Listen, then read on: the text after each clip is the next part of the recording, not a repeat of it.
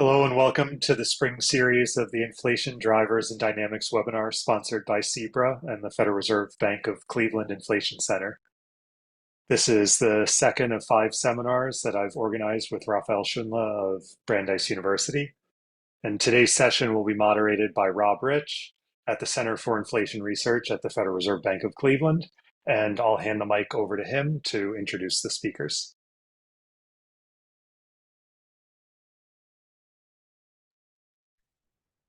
Thank you, Dominic. Good morning, afternoon, or evening, depending upon where you are. Thank you for joining the webinar. The topics of today's sessions are lifetime memories of inflation, evidence from surveys in the lab, and living up to expectations, central bank credibility, and the effectiveness of forward guidance and inflation dynamics post-global financial crisis. I want to express my special thanks to the organizers, Raphael Schunle, Brandeis University and CEBRA, and Dominic Smith from the U.S. Bureau of Labor Statistics. So a little bit of background information for today's webinar. The webinar is 45 minutes in total with 2 presentations of approximately 15 minutes each and 10 to 15 minutes of Q&A at the end. Attendees do not have the option to switch on their audio video, but are invited to write comments or questions in the Q&A space. Attendees can, of course, post their questions during a presentation, so you do not need to wait until the end to do so. I will then select questions to be answered in the Q&A portion of the webinar after the presentations. The webinar is also live streamed via the CEBRA YouTube channel and is also recorded and made available on the CEBRA website and CEBRA YouTube channel after the event.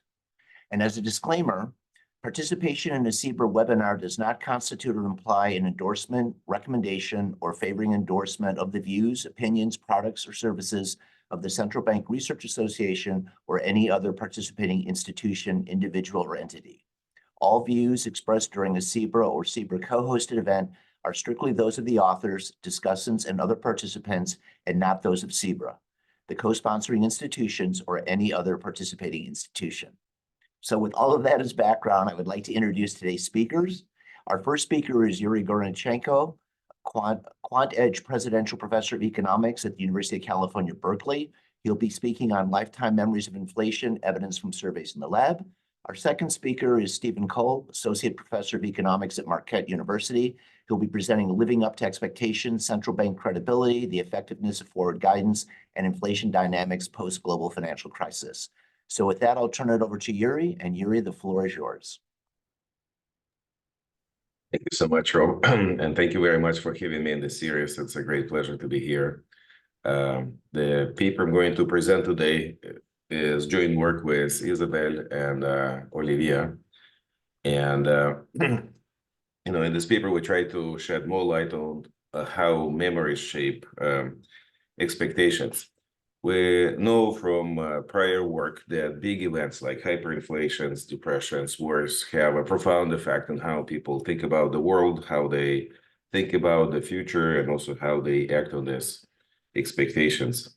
Incidentally, I lived through hyperinflation in Ukraine in the early 90s, a big depression there in the early 90s, and now the Russian invasion. So I have, checked all the boxes here. But, the objective of this talk is going to be not such a catastrophe. It's going to be a more mundane sort of event. We just lived through, double-digit inflation in many countries, and a key question for policymakers and for researchers, I guess, is whether this episode is going to somehow anchor inflation expectations for years to come, if it has some effect on how people think about macroeconomic dynamics and so on. Now, to answer this kind of question, we have to face a number of identification challenges, because when we have these big events, obviously so many other things are happening at the same time.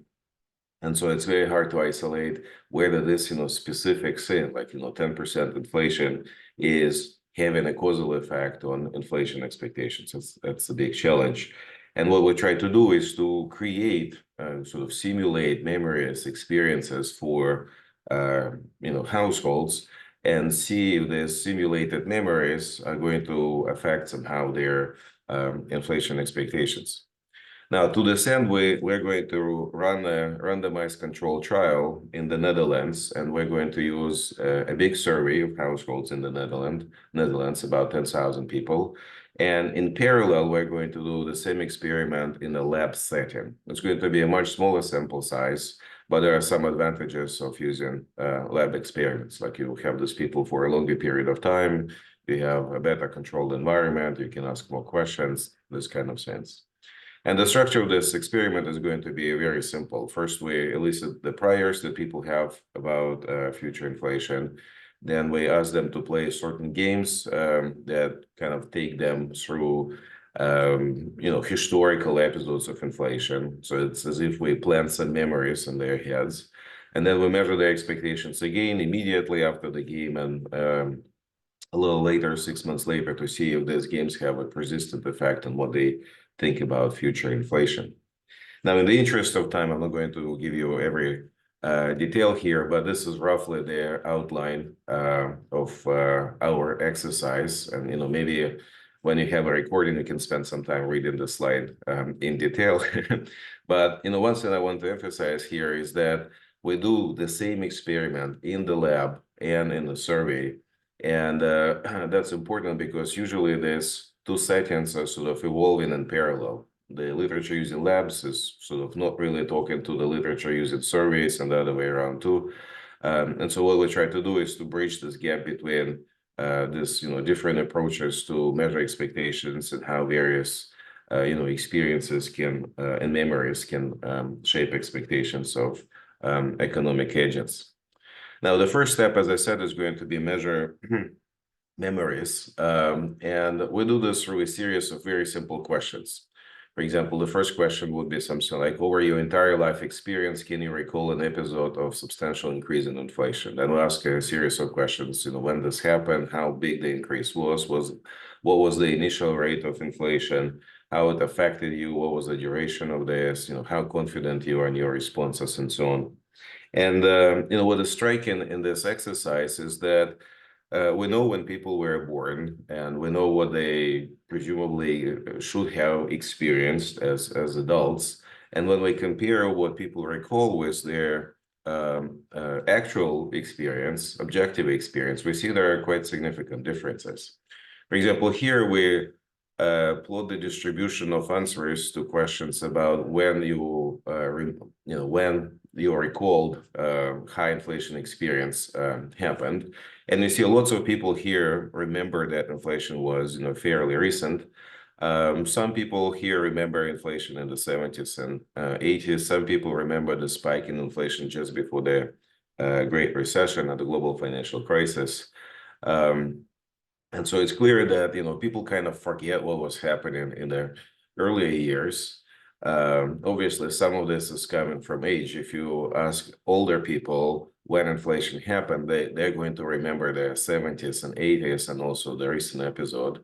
But even those, older respondents, they tend to remember more what happened relatively recently rather than what was happening in the 70s. So again, this is just to tell you that there is a difference between memories and sort of objective experience that people should have remembered. Now, what kind of words people use to describe their experience? This is a word cloud. You see, typically inflation is associated with, bad states of the world, a war, recession, corona, crisis, this kind of sense. And so in this sense, it's not unusual that we find something like this because other studies also document that inflation is associated with bad states of the world. Now, what we will do next is to compare responses in the survey and in the lab.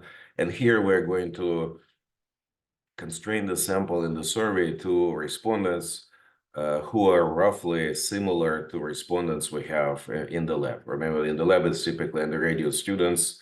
It's going to be the University of Amsterdam. And when you ask, relatively young people, relatively educated people in the survey to report their inflation expectations and then compare their responses to the responses in the lab, you see a lot of similarity, right? So similar distribution, similar means, a lot of dispersion. So in this sense, it's good because it's telling us that, whatever we get from the labs is similar to what you get in the field where you don't have, students, you have a more general population. Now, having said this, you ask them other questions. For example, you ask them to report subjective probability distributions for inflation. And for example, look at the implied mean or implied uncertainty. And there you start to see differences. For example, in the lab setting, people tend to have an average higher implied means. They also have more uncertainty.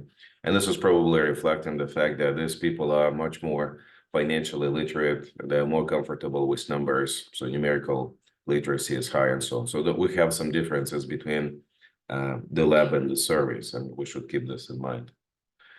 Now, what we do next is to see if memories are able to predict some variation in the cross-sectional distribution of inflation expectations.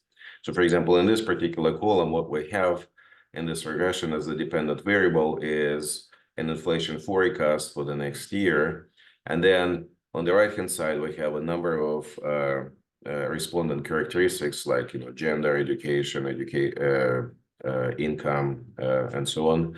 And then we add this extra variables here, which are going to be the recollections that those people have about inflation.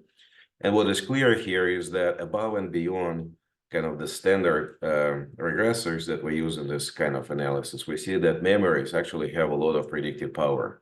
People who live through multiple episodes of high inflation on average tend to have higher inflation expectations. People who remember these inflations tend to have lower inflation expectations. There is also some effect from the intensive margin of how much inflation they remember. And the reason why it's important is because all of the things are significant on the top of what people think is inflation recently. This is the last variable here. And also kind of a summary statistic of what they experienced as adults in their lifetimes, right? So basically, this is a weighted average of inflation, where weights are going to be sort of declining in age. And here we don't invent anything, we just use the method proposed by Melmindier and Nagel. Right, so this is the objective that people have seen, objective reality that people have seen. This is what they remember. And so this regression is telling us that these memories have predictive power above and beyond the sort of objective experiences that these people have. Now, this is point prediction, so you can also look at uncertainty. Here, it's a little bit more mixed, but you still find some evidence that memories can affect how much uncertainty people have in their inflation forecasts. Now, none of this results is obviously causal, so we don't know, why these coefficients are significant and if they have sort of a structural interpretation, causal interpretation. And this is why we need to run an experiment where we create this or plant these memories in people's heads and see how these planted memories affect their behavior. Now, how do we do this? Well, we're going to ask people to play a game. We're going to show them 5 years of actual inflation. We're going to tell them which year that was. And then we're going to ask them to make a forecast for year 6. And when they submit their response, their forecast for year 6, we're going to tell them the actual rate of inflation in that year. Then we're going to ask them to make a forecast for year 7. And once they submit their response, we're going to tell them what was the actual rate of inflation in that year. And we keep doing this for another 10 years, right? So they have to practice their forecasting skills, so to say, for 10 years. And once they complete this game, we tell them, what episode that was. And we ask them again to make their inflation forecast for 2024, 2025, and the longer run. Now, what is going to be different across treatment arms in this experiment is what kind of episodes we ask people to face, right? And in the survey, we're going to see 3 treatment arms. A randomly chosen group of households is going to be assigned to this episode when inflation is going to be rising, right? So you're shown 5 years of data, and then you have to predict that inflation is rising. Another group of people is going to be facing the episode here in the 80s when inflation is consistently falling, and the final treatment arm is going to have to face, and predict inflation in this episode here when inflation is relatively stable. So we're going to call this up treatment, down treatment, and flat treatment. In the lab, because we have those people for a longer period of time, we can ask them to play the whole experience of inflation in the Netherlands since the 1960s. And the reason why you can do this only in the lab is because it's really a long game, and people have to be compensated to stay kind of connected and engaged in this game for a long time. We also ask people to play a game where inflation is on average 2%, and it varies between 1 and 3% range. So kind of really stable inflation environment, and see what happens with their inflation expectations after this.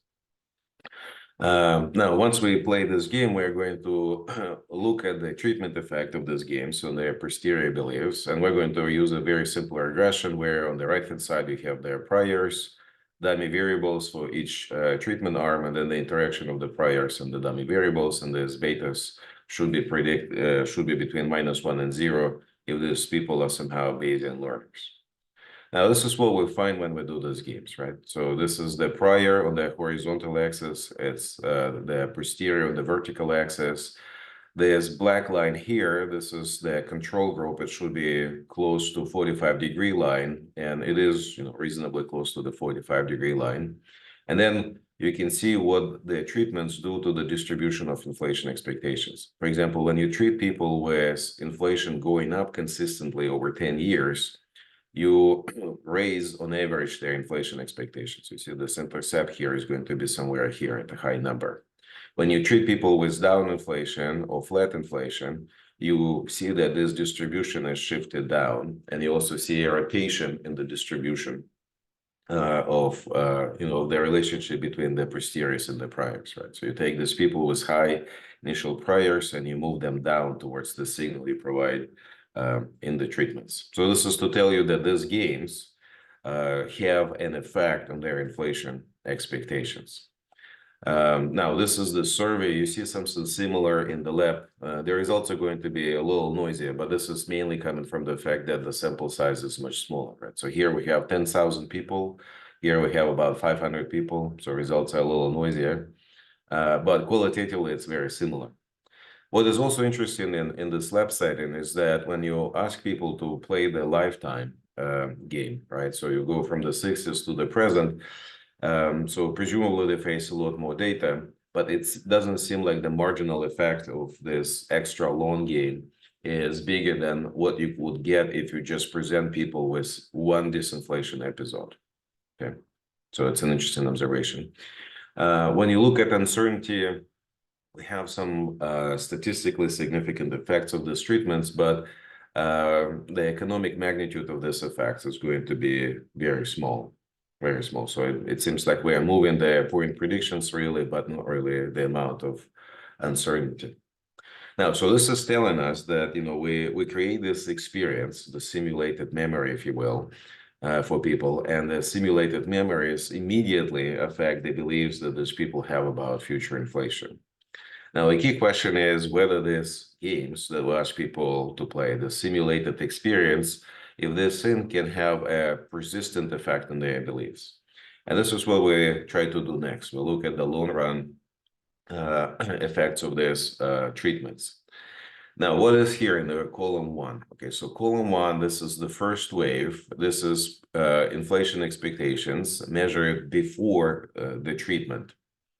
And this is the set of regressors I described before to you, right? So this is just to say that these memories have an effect.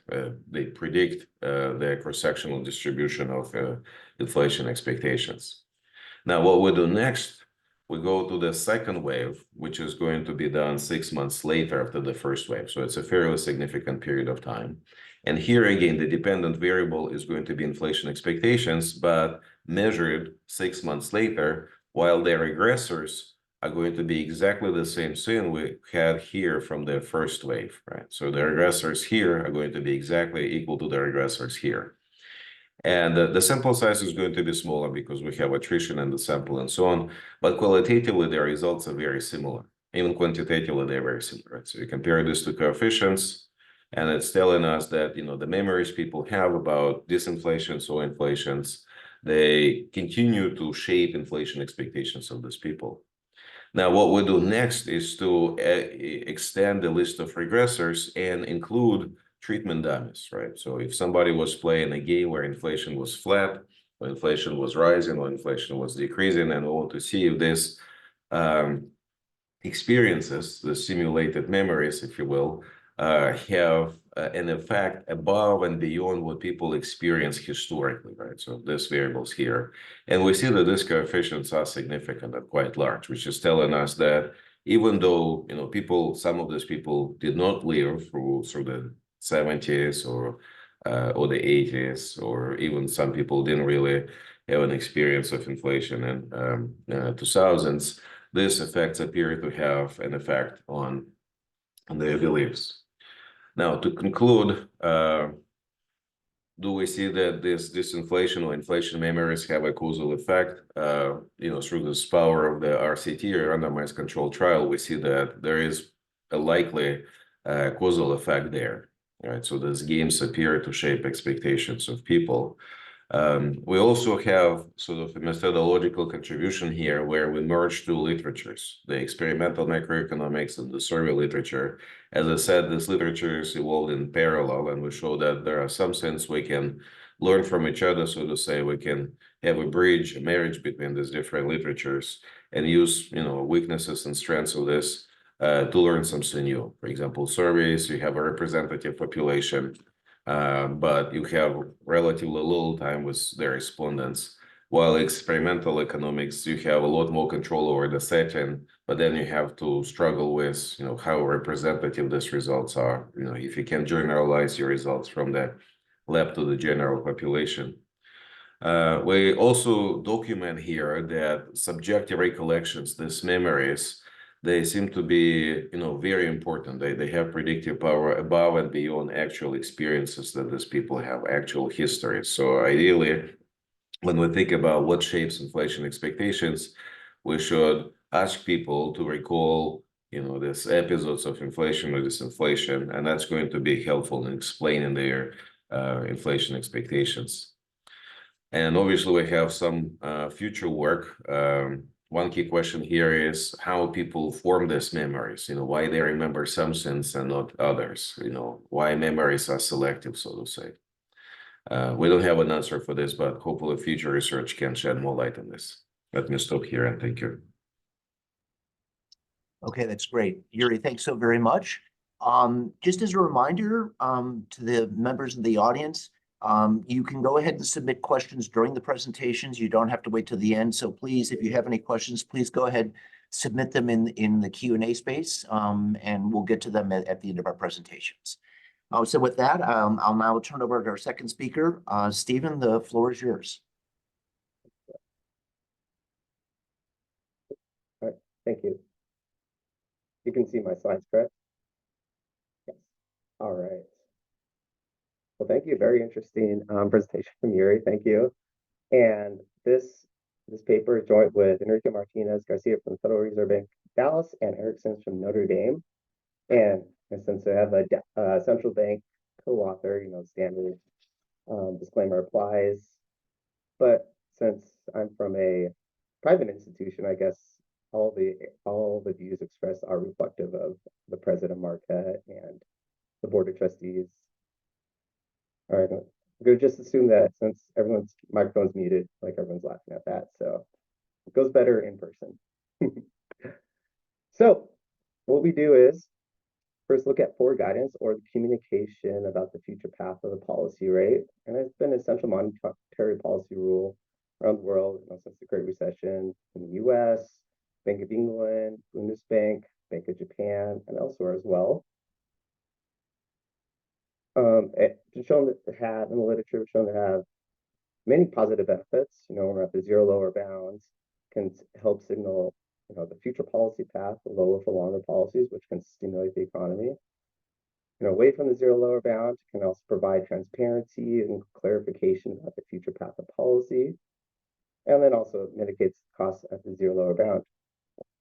But it seems like the results depend on the country and possibly across time periods as well. So Stephen, I'm sorry to interrupt. Just could you maybe move a little closer to your mic, I think? Maybe I'm just sorry. a little bit. If you could do that, I appreciate it. Thank you. Can you hear me better now? Okay, sorry about that. So the results of forward guidance effectiveness seems to depend on the time, on the country and the time period. So what we do in this paper is study effects of forward guidance across time and space or countries. We use a standard New Keynesian model with forward guidance shocks, which I'll quickly go over in a second. And the way we introduce sort of heterogeneity is in the expectations formation process. We have a fraction of agents given by the parameter tau, which form expectations, forecasts through full information rational expectations or FIRE. And then the remaining ones, they don't, not through FIRE, through another simple DAR model. And importantly, they don't internalize the forward guidance announcements. And so we use estimation, Bayesian estimation on 4 countries, US, UK, Germany, and Japan. And then we also do some other G7 countries in Spain, which probably I won't get to in this presentation, but I'll show you the main results for US, UK, Germany, and Japan. Our time period is from 1990 to 2022, Q3. And to help identify the forward guidance shocks, we use expectations data about future interest rates from this consensus economics database. And just a quick preview of the results. So what we find is that forward guidance, it is a powerful tool, but it does depend across, its effects do depend country and across time. So that estimate of that tau, the ones who form expectations either by FIRE or not, it ranges from about 0.23 to 0.47, with 1 being the highest. And US has the highest, about 0.47, with Japan 0.23. And we also look at a rolling estimation exercise, and we find that this estimate of tau for all countries starts somewhat high and then slowly decreases over time, and with some variation across countries. And then the very interesting part is we look at missing inflation episodes. So post-Great Financial Crisis, pre-COVID, there's low inflation, especially in the US, below its inflation target for majority of the periods. And we look at, okay, what happens if that tau had been set to 1, if everyone formed expectations, according to a standard model with FIRE. And we find that, okay, in this counterfactual, yeah, there would have been higher inflation during that time, post-Great Financial Crisis. And then also zero lower bound wouldn't have been as much of an issue during that time. And so this is actually in our paper when we first thought of the idea. This was before COVID, and then the recent inflation surge happened. So we did another counterfactual exercise recently showing, okay, what would inflation do if tau was equal to 1 as well for these countries? And show that, yeah, it does seem it would have come down much quicker than observed. So quickly, the model, it's a standard New Keynesian model. We have an IS curve, and we have habit formation and consumption in the household sector. And then on the New Keynesian Phillips curve, we have sticky prices as well as price indexation. And these are pretty standard models. But the way we add forward guidance is in the monetary policy rule for the central bank, assuming that the monetary policy of the central bank, they set interest rates, IT nominal interest rates, according to lagged interest rates, as well as inflation, output. And then here we have an unanticipated monetary policy shock, the epsilon TMP. And then at the end, we added new shocks or anticipated shocks. And these are announcements by the central bank in period T minus L that the interest rate will change L periods later or in period T. And then capital L is the length of the forward guidance horizon. So this is time contingent forward guidance that we're modeling. It's like the new shocks in Schmidt-Grohe and Yuriy 2012. So that's how we add in expectations. Forward guidance. And now the heterogeneity part is in the aggregate expectations. So our expectations in our model, expectations of Y with the vector Y being output gap, inflation, and interest rates. I'm going to say it's a sum weighted sum of central bank expectations that fire, ET fire, and that's formed following full information rational expectations, and it does contain those forward guidance variables that I just talked about. And then we assume that the other fraction of the economy, some private sector forecasting model without forward guidance. So we're going to assume it's they form expectations based off a standard VAR. And maybe also a little more broadly, we may be able to interpret this tau not just as just a fraction of those who have fire expectations, but maybe it could also include, the fraction of those who believe these forward guidance statements by the central bank.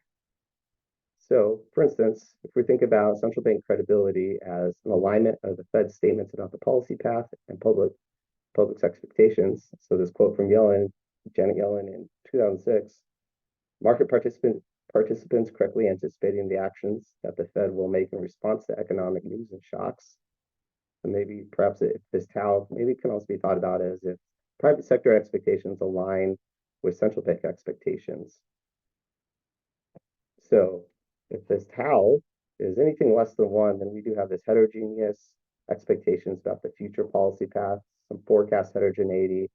Central bank cannot perfectly steer expectations to its preferred path, and there's always some fraction of agents that do not incorporate these forward guidance shocks.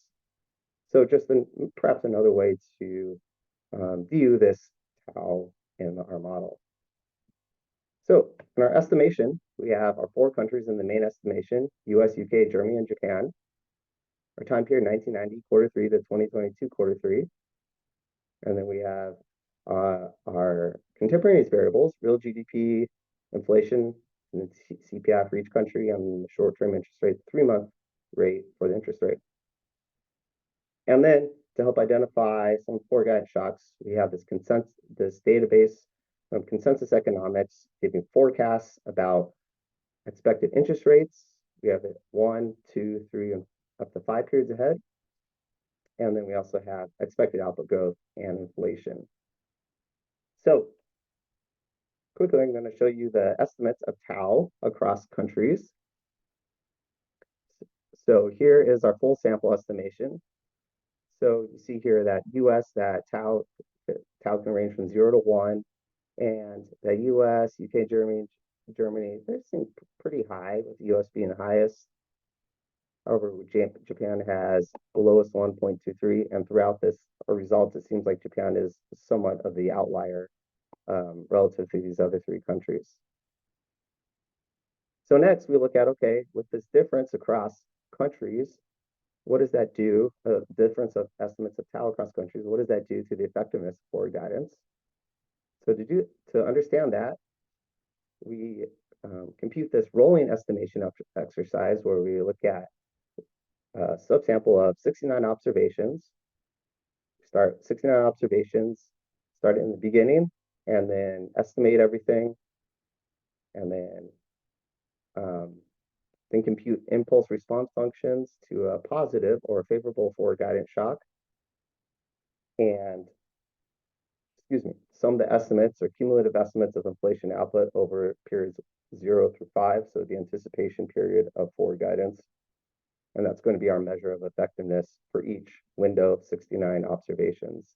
And then we move the window up 1 observation and then we do it again and compute this measure of effectiveness, this cumulative responses of inflation and output to a favorable forward guidance shock. We do that across a whole sample to kind of get a sense of what are the effects if tau varies across time. So here's our results. And so on the columns, we have the US, UK, Germany, and Japan. And then on the rows, we have output, the responses, the measure of effectiveness for output to forward guidance, inflation to forward guidance. And then here we have these estimates of tau across our sample. And just starting here, we have this estimates of tau. So on the last row, for the US, UK, and Germany, starts somewhat high. and then it kind of slowly decreases. And then UK and Germany, they also have this like kind of big drop towards the end. Maybe that's towards, when the Europe, when they're fighting inflation, very, very low during that time. That could be part of the reason. And then the responses, the effectivenesses of output inflation, they seem to mirror, what this tau is. So in the beginning, US, UK, somewhat Germany too, they, output, response to output, response to inflation, to forward guidance seems to be somewhat relatively higher. Then it declines, kind of similar, follows a similar path of tau. And then the same thing as for UK and Germany. And then again, Japan seems to be a little bit of the outlier, pretty low tau, a pretty low effectiveness of forward guidance on output and inflation. And that may be due to, during the late 90s, 2000s, Japan was dealing with a lot of low growth, low inflation, interest rates super low too.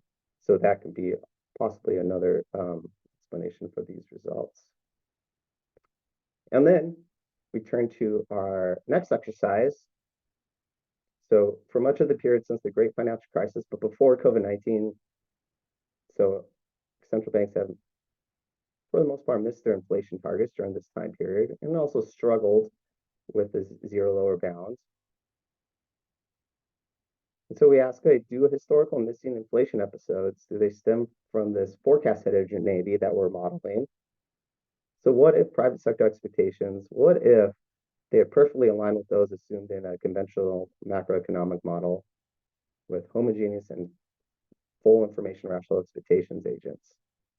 So what we do is we estimate the model, with tau, letting tau be whatever the data says. And then we put all the parameters at their posterior mean, except we set tau equal to 1. So if all agents had homogeneous as well as full information rational expectations, and then we simulate the model to see in this counterfactual exercise what dynamics of output, inflation, and interest rates would be. So here's the US. So this solid line is the observed data, and then the dashed line is this counterfactual exercise data that I just described. And just a couple things I want to highlight is, so post-Great Financial Crisis, here we have inflation at the very top row, up until, about post-Great Financial Crisis, we have, looks like inflation, would have been higher under this counterfactual exercise for some of the periods. And more importantly, too, if you look at the very bottom row, the nominal interest rate, it looks like the zero lower bound wouldn't have been much of an issue post-Great Financial Crisis as well. And GDP growth seems to be maybe a little fluctuate a little more, but not the same. But the main takeaway seems that it would have generated somewhat more inflation, as well as zero lower bound wouldn't have been as much of a problem. Similar stories can be looked at for the UK and Germany. And I'm just going to show you the nominal interest rate. We're just going to talk about the nominal interest rate, short-term nominal interest rate here. Zero lower bound doesn't seem to be an issue for the UK. And inflation at the very top row would have been a little higher too as well. And similar story for Germany. We have the nominal interest rate, wouldn't have been, the zero lower bound wouldn't have been as much of a problem as previously, or as what actually happened, in reality. And inflation, maybe not as positive as in the US, but with spurts of a little more inflation. And then Japan, a little bit more of an outlier. We seem to have zero bound, probably would have been a little more of an issue towards the early 2010s under a counterfactual exercise. And inflation probably still would have been an issue too, as it going below zero in our counterfactual exercise. So Stephen, yeah, sorry to interrupt you. We're running a little short on time. Can I ask you maybe to go ahead and maybe wrap up a little bit so we can answer some of the questions? For sure. Yeah. So actually, this is the last slide, and then then we looked at what happens under this counterfactual scenario. What would happen to inflation if On its counterfactual scenario, tau is equal to 1.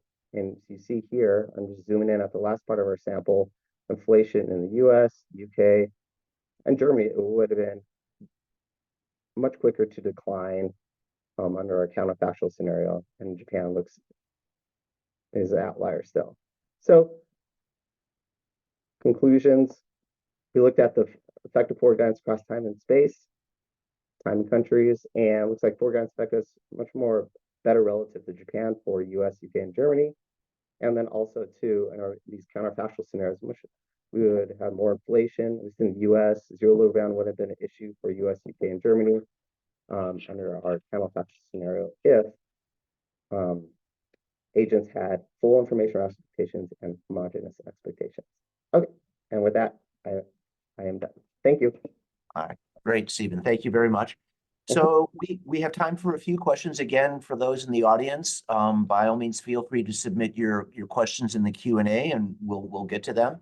We're going to start off, Yuriy, with a question for you. Do you know whether survey respondents immigrated to the Netherlands? Does that explain part of the reason people remember high inflation at times when inflation in the Netherlands actually wasn't very high? Yes, we know if people were born in the Netherlands or if they came from another country. The general population has a relatively small fraction of immigrants. When you look at the student body, there you have a more diverse, distribution, and so some people remember literally hyperinflations from their use of something. We tend to exclude these people because we want to focus on people who are mostly, born and raised in the Netherlands. Okay, great, thanks. Stephen, the next question is for you. It's a bit of a technical question, but the drop in the UK is really sudden, especially for a rolling window estimation. What does this look like for other European countries? Yeah, so the other countries that we looked at in Europe were Italy, France, and Spain. And that drop in at least the estimated tau, it was, oops, sorry about that. I don't know why that happened. So Italy, France, and Spain, it was a similar drop in that estimated tau as long as with the effectiveness of output of inflation, forward guidance on output and inflation towards the end of the sample. And then we also looked at Canada as well. It's not actually as significant in Canada, but for the other European countries, it looks somewhat similar as well.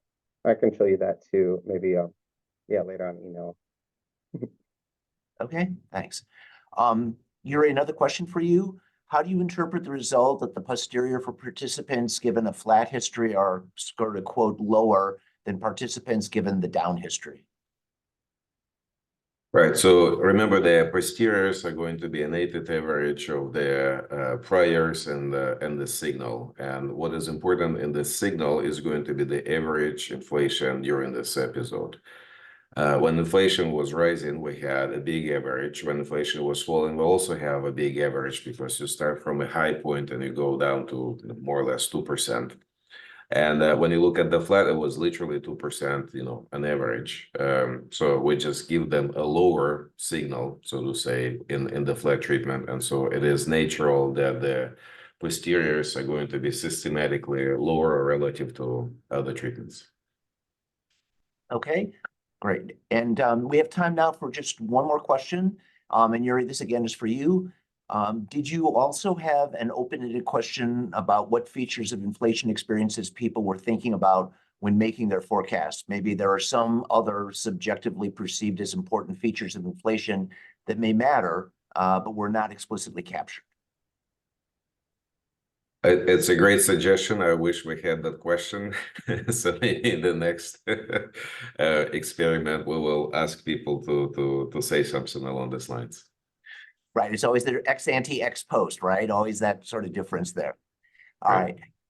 So we're running out of time here. So I wanna thank both of our speakers for a very interesting discussion. And then in closing, let me remind everyone that the next webinar will be on April 18th. And they'll feature Gillian Burnett from Smith College. She'll be talking about inflation, war bonds, and the rise of Republicans in the 1950s.